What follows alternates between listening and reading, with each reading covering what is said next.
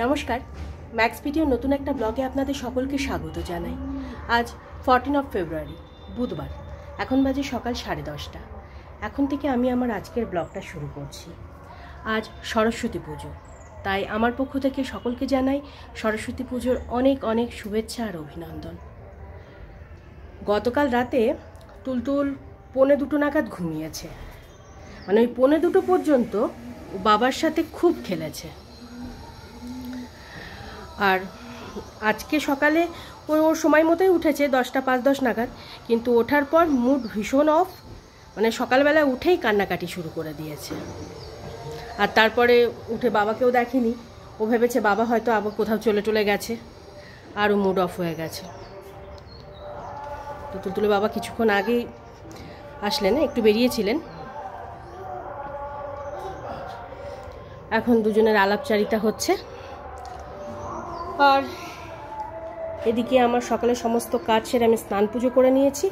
আর তুলতুলকেও আজকে একটু তাড়াতাড়ি তেল মালিশ করিয়ে স্নান ধান করিয়ে দেব, কারণ ওকে আজকে হাতে খড়ি দেওয়াবো। তাই ঠাকুরমশাই কিছুক্ষণের মধ্যেই মণ্ডপে চলে আসবেন, ততক্ষণে ওকে রেডি করব। আর তুলতুলের বাবা গতকালকে এই স্লেটটা কিনে এনেছে, একদিকে স্লেট আর একদিকে ওই হোয়াইট বোর্ড, পেন্সিলেও লেখা হবে আবার মার্কারেও লেখা হবে।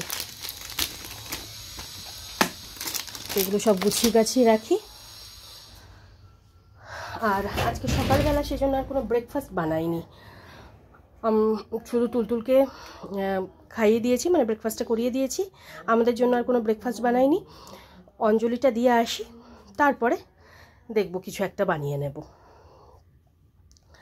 এখন তুলতুলকে একটু তাড়াতাড়ি তেল মালিশ করিয়ে স্নান ধান করিয়ে দেব। এখন বাজে 11:10, আর এখানে আমরা সকলে রেডি হয়ে গেছি।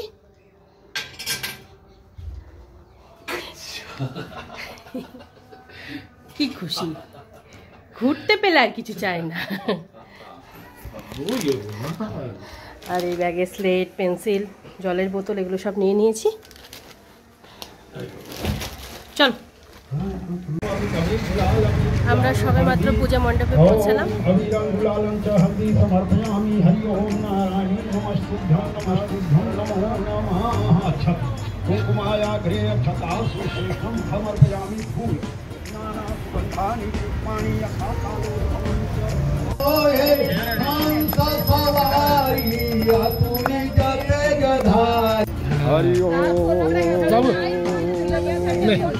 ধরো ধরো, हरि ओम पुस्तक धारिणी मास सत्याय ज्ञानम देहि सर्वदा। लिखना है क्या? हाँ हाँ, कुछ नहीं लिखना। मूल्य तो बाबा से बनवाएं। काल बनवा नहीं, पहले आप काल काल नहीं बाबा काल काल बस टीका नहीं लगवाएंगे और मूल्य तो बड़ी है। মণ্ডপে পুষ্পাঞ্জলি দিয়ে তুলতুলের হাতে ঘড়িটা দেওয়া হলো। আর এখন আমরা এসেছি তুলতুলের বড় মার স্কুলে।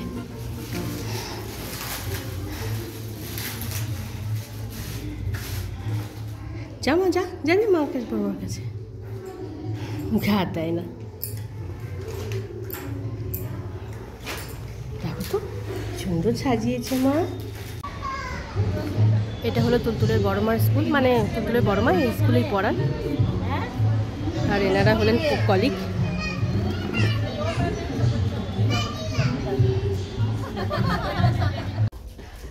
তুলতুলের বড়মার স্কুলে পুজো দেখে প্রসাদ নিয়ে আমরা এখন এসেছি স্মার্ট বাজারে। এই দু একটা টুকিটাকি জিনিসপত্র কিনছি, এটা কিনে তারপর বাড়ি যাব। আমাদের কেনাকাটা সব কমপ্লিট, এবার বিলিং হচ্ছে। আর দিদি আর বোন মিলে সেলফি তুলতে ব্যস্ত।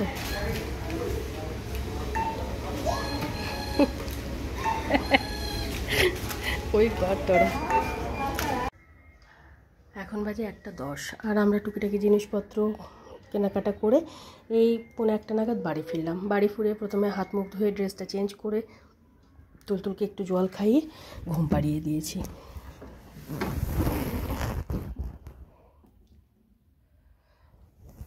আজকে সকালবেলা যখন থেকে ঘুম থেকে উঠেছে তখন থেকে মুডটা ভীষণ অফ।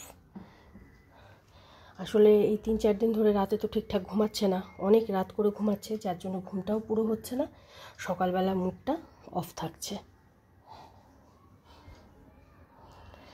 কি আর করার, যতই রুটিন আনার চেষ্টা করি কিছুতেই তো পারছি না। কি করব? পুজোর ওখানে গেল, ওখানেও তাই ভীষণ কান্নাকাটি করছিল। আসলে ঘুম না হলে যা হয়, তাও তো 10টার সময়, মানে আজকেও নিজেই উঠেছে, আমি ঘুম থেকে ওঠাইনি। আর এখন এই দুধটা জাল দিলাম, জাল দিয়ে রাখলাম। ব্যাগ থেকে এখনও জিনিসপত্রগুলো বার করিনি, পরে সময় সুযোগ বুঝে বার করব। এখন দুপুরে রান্নাটা বসিয়ে দিই, অনেকটা দেরি হয়ে গেছে।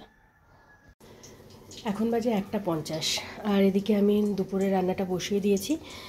তুলতুলের বাবা আগেই বলে রেখেছিলেন আজ যেহেতু সরস্বতী পুজো, তাই দুপুরে একটু খিচুড়ি বানাতে। তাই গোবিন্দভোগ চাল, অরহর ডাল আর মুগ ডাল দিয়ে একটু নিরামিষ খিচুড়ি বানাচ্ছি। আর তার সাথে থাকছে পাঁপড় ভাজা আর বেগুন ভাজা, আর যদি সময় পাই তো একটু আলু ভেজে নেব। আর ব্যাগ থেকে সবেমাত্র জিনিসপত্রগুলো সব বার করলাম। 1 কেজি মৌসম্বি লেবু এনেছি তুলতুলের জন্য, কর্নফ্লেক্স, ওটস মানে মশলা ওটস, একটু পনির এনেছি, যদি আজকে মানে সময় পাই সন্ধ্যের দিকে তো রাতে একটু চিলি পনির বানাবো, ইচ্ছে আছে। এটা মেয়োনিজ, এটা চিংসের সেজওয়ান চাটনি, নুডলস মশলা, টমেটো স্যুপ। তুলতুল একটু জেমস খেতে ভালোবাসে, তাই 1 প্যাকেট জেমস নিয়ে এসেছি, 2টো কেক নিয়ে এসেছি, আর একটা কোল্ড ড্রিঙ্কস। আর মলে দেখলাম ডিমের দামটা দোকানের থেকে বেশ কম আছে, 20 টাকা মতন কম, তাই 1 ট্রে ডিম নিয়ে নিয়েছি। যে জিনিসপত্রগুলো ব্যাগ থেকে বের করেছিলাম সেগুলো সব গুছিয়ে গাছিয়ে রাখলাম। আর এদিকে আমার দুপুরের রান্না প্রায় কমপ্লিট। তুলতুলের বাবার খাবারটা বেড়ে দিয়েছি, খিচুড়ি, বেগুন ভাজা, পাঁপড় ভাজা, আর এই গোল গোল করে আলু ভাজা।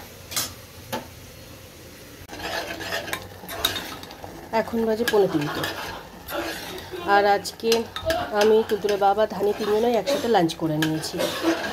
আর তুলতুলকে এই 5 মিনিট আগেই ঘুম থেকে ওঠালাম, এবার ওর জন্য খিচুড়িটা গরম করে নিচ্ছি, খাইয়ে দেব।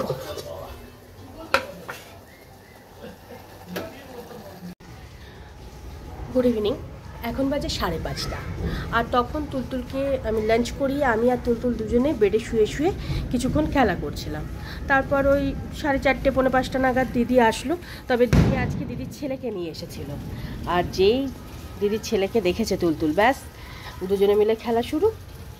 এতক্ষণ ধরে দুজনে মিলে খেলা করছিল। তারপর দিদি কাজটা সেরে ছেলেকে নিয়ে বাড়ি গেল। আর তুলতুল এখন বাবার কোলে বসে টিভি দেখছে। আর এবার আমি তুলতুলের বাবাকে চা কফি কিছু একটা করে দেব, তুলতুলকে কিছু খেতে দেব, কারণ 2 দিন ধরে ওকে দুধ দিচ্ছি না, তো দুধের বদলে কিছু অন্য কিছু বানিয়ে টানিয়ে দেব। আর যা মেঘ ডাকছে, মনে হচ্ছে সন্ধ্যা নাগাদ আবার বৃষ্টি নামবে। আর এই আমাদের সামনের বাড়ি থেকে আর 10-15 মিনিট ধরে ট্যাঙ্কি ওভারফ্লো হয়ে জল পড়ছে। আর এই ঘটনাটা প্রায় ঘটে, আর যতবারই ঘটে তুলতুলের বাবা ফোন করে করে ওনাদের বলেন যে মানে মোটর অফ করতে। আজকে ফোন করছে কিন্তু ফোন কেউ ধরছে না। এরকমভাবে জল যখন অপচয় হয় না, খুব খারাপ লাগে। কারণ এই মার্চ এপ্রিল মাস আসবে, ব্যাস জলের সমস্যা শুরু হয়ে যাবে। বোরিং ফেল হবে, কত কত বাড়িতে 2-3 বার করে বোরিং করাতে হয়, খুব সমস্যা হয় জলের। যাই, এবার সন্ধ্যের কাজকর্মগুলো ধীরে ধীরে সারি, বিছানাটা গুছিয়ে রাখি, তারপর সন্ধ্যে টন্ধে দেবো। আর এই যে একজন এখানে শুয়ে আছে আর একজন এখানে। এখন বাজে 6:45। আর তখন তুলতুলের বাবাকে একটু চা করে দিলাম, তুলতুলের জন্য কিছু খাবার বানালাম। খাবার বানিয়েছিলাম ঠিকই, কিন্তু কোনো খাবারই ও ঠিকঠাক খেলো না। তারপর আমি হাত মুখ ধুয়ে সন্ধে টন্ধে দিলাম। আর সন্ধে দেওয়ার পর শুরু হলো তুলতুলের কান্না, যেটা 2-3 দিন ধরে হয়ে আসছে। মানে ঘুম পেয়ে গেছে তখন। এই সন্ধ্যের ঘুমটা কিছুতেই বন্ধ করা যাচ্ছে না। 2-3 দিন ধরে এই 1-1.5 ঘন্টা ঘুমাচ্ছে, আর রাত্রেবেলা ওদিকে 1টা-2টো পর্যন্ত জাগাচ্ছে, মানে জেগে থাকছে। 10-15 মিনিট আগেই ও ঘুমালো। তাই এখন আমি রান্নাঘরে এসেছি, রাতের রান্নাটা কিছুটা করে রাখবো, কারণ এখন যখন ঘুমিয়েই পড়লো এদিকটা আমি সেরে নিই। আজকে রাতে বানাবো চিলি পনির, মানে আমাদের জন্য চিলি পনির আর রুটি, আর তুলতুলের জন্য ভাত। 2 দিন ধরে তোকে রুটি দিচ্ছি না। এবার ছটপট এগুলো সব সেরে নিই। চিলি পনিরের জন্য সব কিছু গুছিয়ে নিয়েছি। ক্যাপসিকাম, পেঁয়াজ, টমেটো এগুলো সব কেটে নিয়েছি। কাঁচা লঙ্কা, রসুন, আদা এগুলো সব কুচিয়ে নিয়েছি। আর পনিরটা গরম জলে একটু নুন দিয়ে ভিজিয়ে রেখেছিলাম, দিয়ে এখন জল ঝরিয়ে নিয়েছি। আর এখানে ওই একটু ময়দা, অ্যারারুট, অল্প একটু বেসন, তারপর গোলমরিচ, নুন আর অল্প একটু হলুদ দিয়ে ব্যাটারটা রেডি করে নিয়েছি। আর এখানে চিলি পনিরগুলো ফ্রাই হচ্ছে। এই পুরো রান্নাটাই রিফাইন তেলে হবে।